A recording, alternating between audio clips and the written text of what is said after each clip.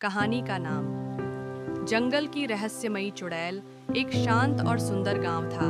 चारों तरफ हरियाली और पास में घना जंगल। गांव के लोग खुश रहते थे, लेकिन उस जंगल के बारे में एक डरावनी बात मशहूर थी। लोग कहते थे कि जंगल में एक चुड़ैल रहती है। गांव के बुजुर्ग बच्चों को चेतावनी देते, सूरज ढलने के बाद जंगल के पास मत जाना, वहां चुड़ैल घूमती है।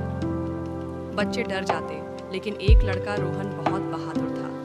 उसे इन कहानियों पर विश्वास नहीं था। एक दिन रोहन की जिज्ञासा बढ़ी। एक दिन रोहन अपने दोस्तों से बोला, ये सब झूठ है, कोई चुड़ैल नहीं होती।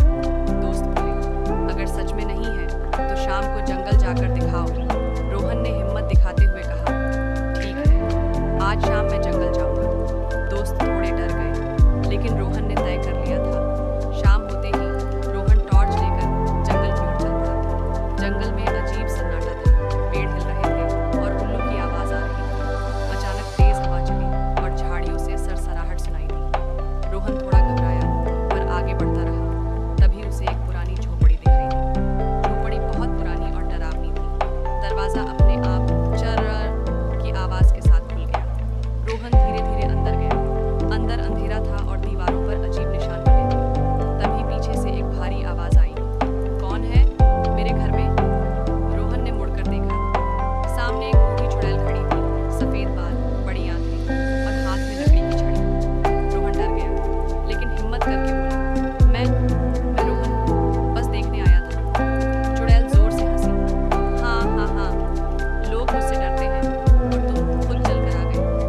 रोहन ने देखा कि चुड़ैल उतनी डरावनी नहीं थी जितनी कहानियों में थी। उसकी आंखों में उदासी थी। रोहन बोला, सब आपसे क्यों डरते हैं?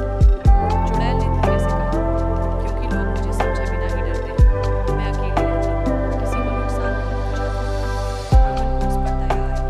रोहन बोला, अगर आप बुरी नहीं तो मैं गांव वालों को सच बताऊंगा। चुड़ैल मुस्कुराई, क्या तुम सच में ऐसा करोगे? रोहन ने हाँ कहा।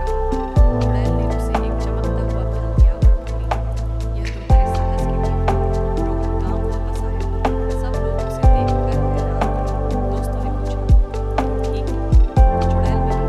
रोहन ने कहा, हाँ मिली, लेकिन वो बुरी नहीं, वह अकेली है। गांव वाले बोले, रोहन की बात सुनो। अगले दिन रोहन कुछ गांव वालों को लेकर जंगल गया।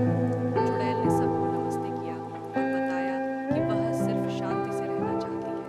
गांव वालों को समझ आ गया कि डर सिर्फ अफवाह था। उन्होंने चुड़ैल से माफी मांगी। अब चुड़ैल अकेली नहीं थी। कभी कभी गांव के बच्चे उसके पास जाते। वह उन्हें जड़ी बूटियों और प्रकृति के बारे में सिखाती। सीख, डर अक्सर गलतफहमियों से पैदा होता है। किसी को समझे बिना उससे डरना नहीं चाहिए।